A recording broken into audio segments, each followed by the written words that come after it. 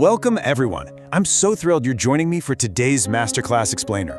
Look, think of our session today not as some dry run-through of old, abstract theories, but as your introduction to a super dynamic scientific toolkit. Today, we're putting on a completely new pair of glasses, what we call the sociological lens. I mean, we spend our entire lives surrounded by people, right? We're operating inside families, navigating school systems, and working in these massively complex economies.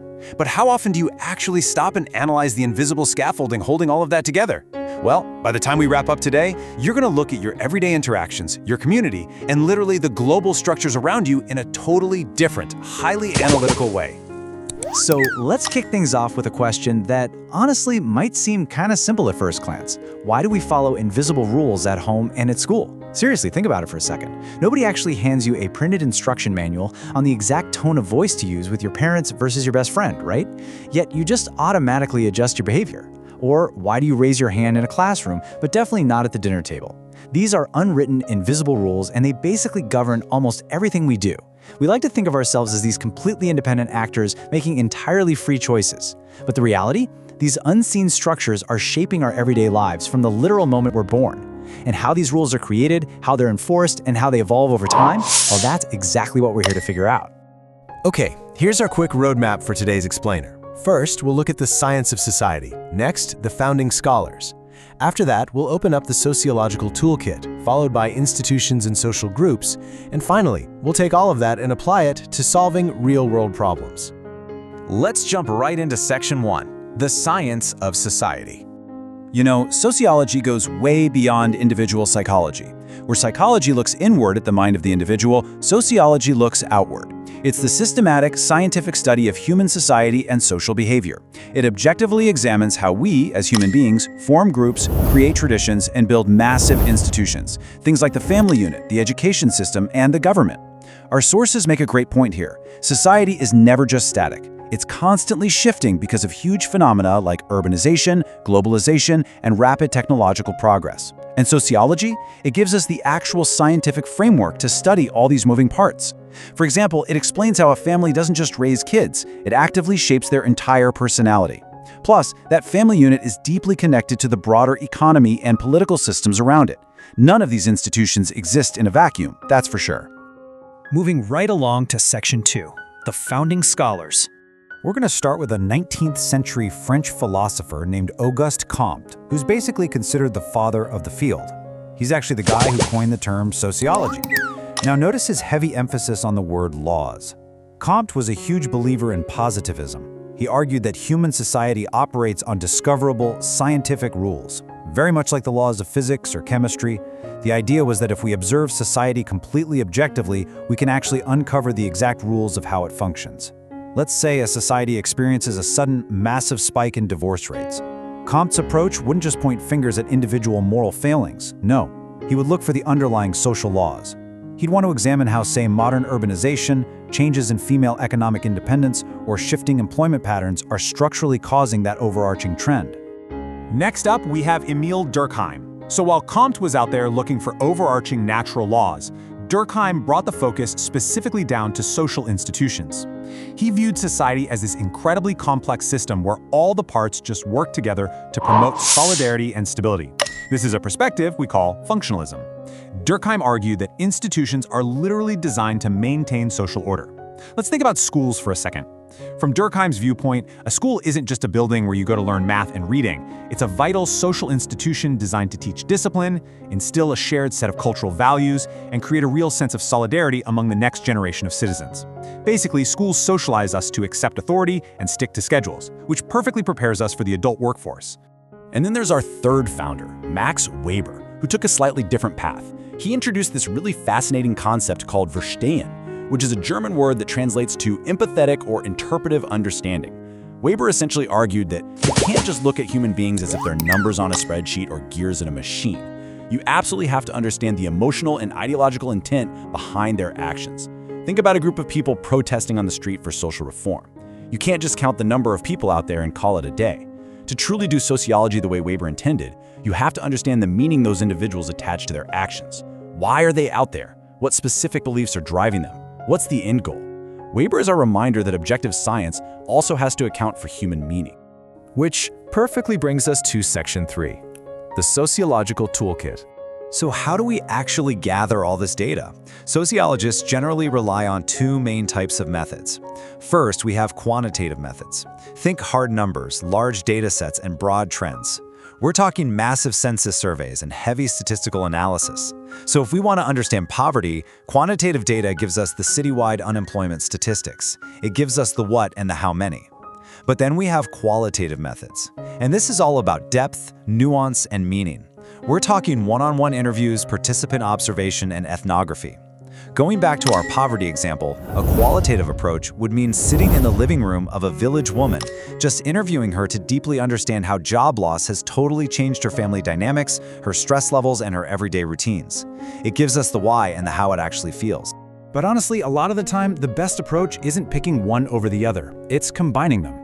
A mixed methods approach beautifully bridges that gap between hard numbers and rich human context. By looking at a giant spreadsheet of unemployment data and then backing it up with profound personal interviews, sociologists can piece together a complete, objective, and deeply human picture of any societal issue. All right, let's head into Section 4, Institutions and Social Groups. One of the most fundamental truths in sociology is that we are never truly isolated individuals. We're products of our networks, and those networks come in a few different flavors. First, we've got primary groups. These are your intimate, face-to-face, highly emotional associations. We're talking your family and your absolute closest childhood friends. This is the space where your core personality is forged, where you first learn to speak, and where you form those deep, lasting emotional attachments. On the flip side, we have secondary groups. These are larger, much more formal, and heavily goal-oriented. Think of your university classes, your office workplace, or maybe a competitive sports club. The relationships here are usually pretty temporary, and they're mostly based on achieving a specific task, rather than deep emotional bonding. It's fascinating because your professional behavior is largely governed by the very specific rules of these secondary groups. Now, groups naturally create identity, and yeah, sometimes that leads to conflict. We tend to categorize the world into in-groups and out-groups. An in-group is basically a group you feel you belong to. It's what forms your sense of us. It could be your nationality, your religion, your caste, or honestly, even just your favorite sports team.